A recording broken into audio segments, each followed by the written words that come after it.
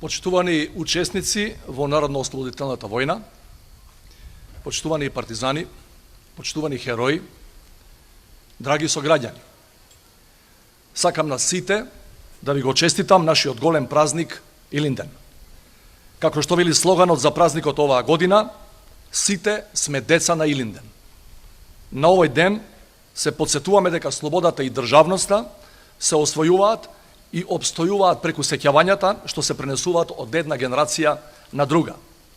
Вистината за Илинденското востание и денес е жива благодарение на сведоштвата кои ги оставија преживеаните илинденци.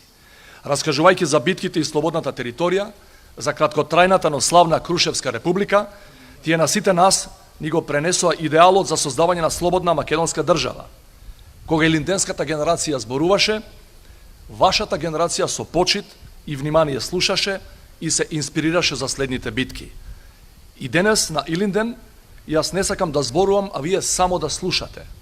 Илинден е ден кога јас заедно со сите други граѓани треба да ве слушнам вас. Кога вашата генерација зборува, ние вашите потомци со почит и внимание треба да слушаме и да бидеме благодарни затоа што никој нема поголемо право да зборува за вистината за народно-ослободителната борба и асном од вас партизаните кои се изборивте за слободна македонска држава. Деновиве имав чест да се сретнам со еден од вашите соборци, командантот на Третата македонска ударна бригада, вашиот другар Јордан Цеков Дане. Тој ми раскажуваше за студентските штрајкови, за првите партизански одреди кои прераснуваа во бригади, дивизии и корпуси. Зборуваше за успешните акции и борби со фашистичките окупатори. Ги сподели со мене живите сеќавања за асном и средбите со Методи Андонов Ченто. Затоа како неговата Трета македонска ударна бригада го формирала безбедносниот обрач околу манастирот Свети Прохор Пчински, за да им овозможи на делегатите на АСНОМ да ги донесат историските одлуки за формирање на македонска држава. Ги сподели и неговите автентични сеќавања за ослободувањето на Скопје. Сите ние мораме да се согласиме со неспорната историска вистина, дека во основите на нашата држава е антифашизмот и тоа ниту еден историски ревизионизам не сме да го доведе во прашање. Денес заедно ја посетивме алејата на великаните, каде почиваат Кузман Јосифовски Питу, Михајло Апостолски и Киро Глигоров. Во тоа училиште на нашата понова историја се поклонивме пред вашите починати соборци.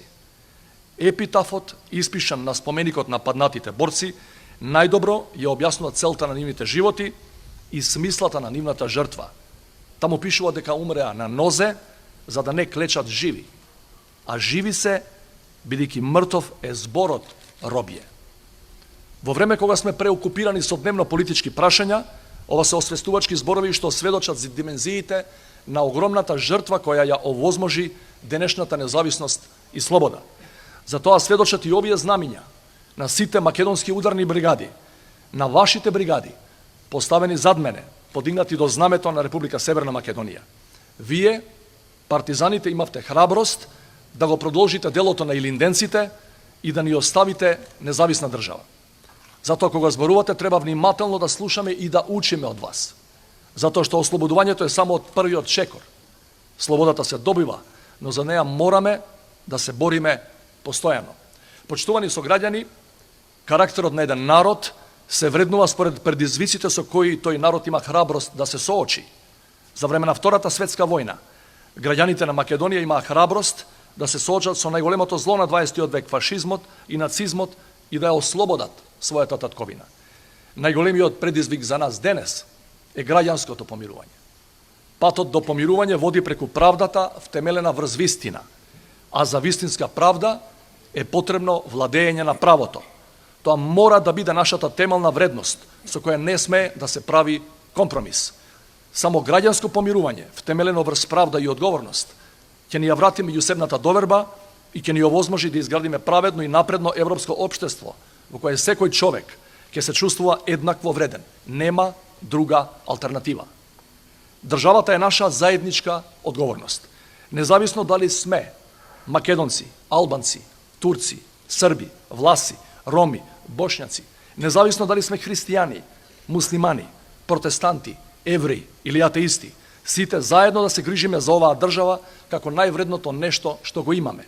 А јас како председател заедно со вас ќе правам се што е во рамки на моите надлежности да имаме држава што ќе ги заштитува своите граѓани како највредното што го има. Имаме различни етнички потекла, зборуваме различни јазици, имаме различни религиски уверувања и идеолошки убедувања. Колку поразлични сме, толку побогата е нашата култура и толку поширок е хоризонтот на можности. Но сето тоа зависи од нас дали и колку сме подготвени да ја почитуваме различноста и да ја прифатиме како основа за нашиот заеднички живот. Затоа, да ги надминеме историските поделби и непотребните политички конфронтации, да ги издружиме сите наши знамиња и символи, независно дали се етнички, верски, идеолошки, партиски или генерацијски, да се обединиме во еден единствен фронт за реализација на нашата заедничка цел, трансформација на Северна Македонија во напредна европска држава, членка на НАТО и на Европската Унија. Да градиме демократска држава, во која успехот на едниот нема да биде врз грбот на другите. Да градиме држава во која законите ќе важат за секој граѓанин подеднакво. А во центарот на тој историски потфат да биде достоинството на човекот и граѓанинот, кој мора да добие шанса да се реализира тука, во својата земја. Сето ова го правиме свесни за една работа. А тоа е дека еден ден и ние ќе се соочиме со наредната генерација. Ако се помириме и заеднички вложиме во нашата европска иднина, тогаш ќе имаме образ да излеземе пред нашите деца и внуци и да кажеме: ние го продолживме делото на вас, на нашите предци и го изодевме нашиот дел од патот. Сега е редот на вас. За многу години Илинден, да живее Република Северна Македонија.